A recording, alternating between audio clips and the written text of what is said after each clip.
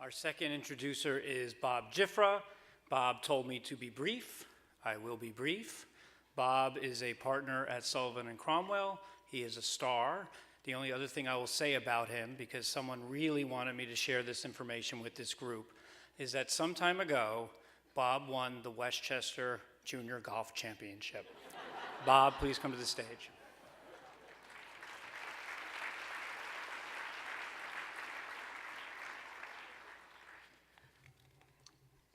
Thank you, Carmine. That was in 1977.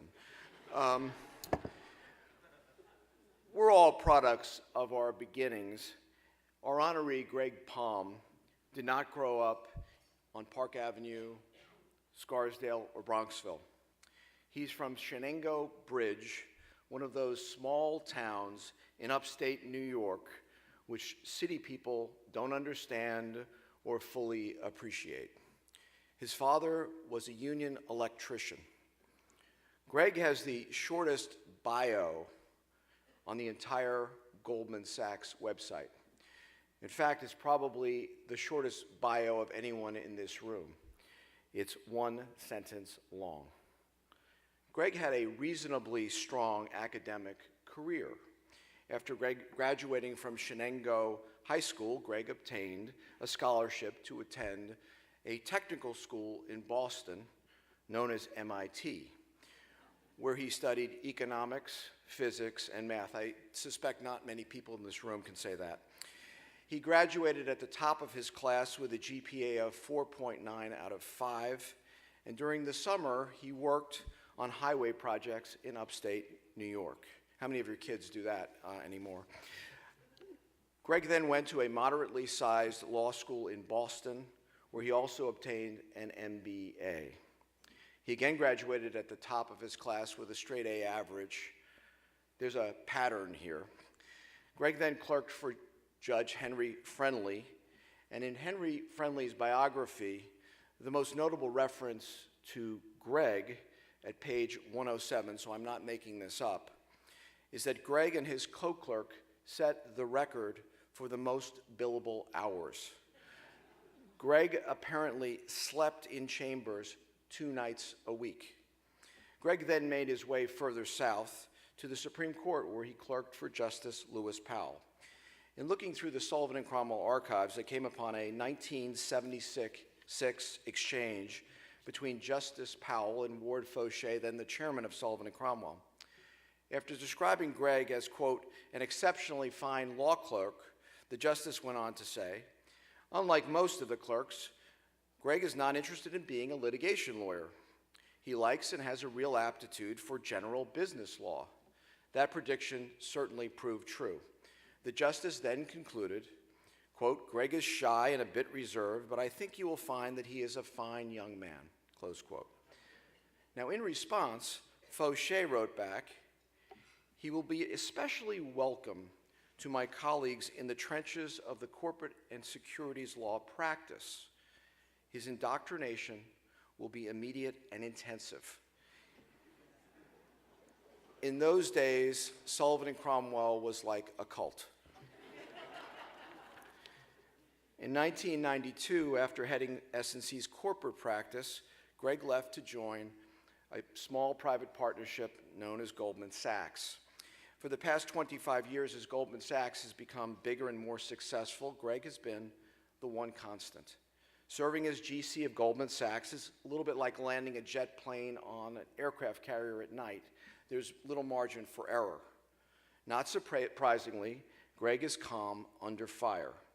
On a report of bad news, his typical response, oh well. That may explain why he has the best hair of any general counsel on Wall Street. Now, for all of his success, Greg remains the humble boy from Shenango Falls. He's frugal, at least in some respects. For years, he wore the same green V-neck sweater with holes in the elbows. He typically eats the cheapest lunch in the Goldman cafeteria, an important firm profit center. For years, pizza, and now just a big leafy salad, which I'm told he eats with his hands, but I'm not going to go there. Greg still works hard An early riser, he takes the 7 a.m. shuttle if he has a 3 p.m. meeting in Washington, D.C. He describes himself as a country lawyer. Rest assured, he reads Field and Stream and not Town and Country. And in a meeting, he often prefaces his comments by saying, quote, as an aside, as he's about to solve a very complicated problem. There's also a competitive side to Greg. When settling with the government, his one rule, we pay less than J.P. Morgan. Most of all, Greg is a good person. He has done much to help others without calling attention to himself. His generosity has supported many causes, from his beloved MIT to the Legal Aid Society. Greg did not seek this award, but I'm certain that his participation in this lunch had something to do with raising nearly $2 million today.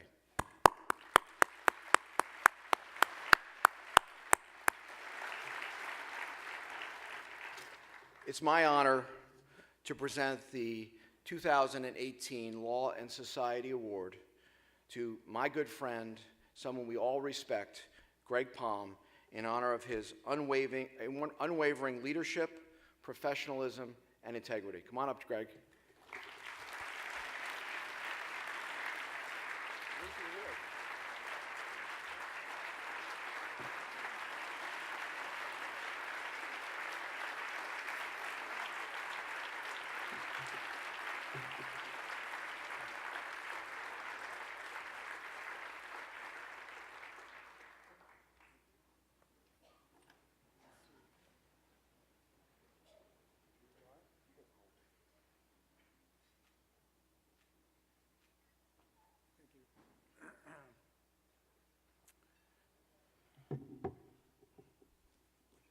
Well, back when I was a securities lawyer, we'd take a long look at that prospectus and pick out a few errors, but we won't do that here today.